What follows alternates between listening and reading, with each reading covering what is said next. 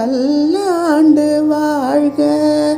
இறையருளால் இனிமையான இல்லறம் அமைந்து ஆயுள் ஆரோக்கியத்துடன் ஐஸ்வர்யமும் அடைந்து கண்மணியம் அபிராமி கௌஷிக்குடன் இணைந்து காலமெல்லாம் ஆனந்தமாய் வாழ்க வாழ்க வாழ்க வாழ்க வாழ்க வாழ்க.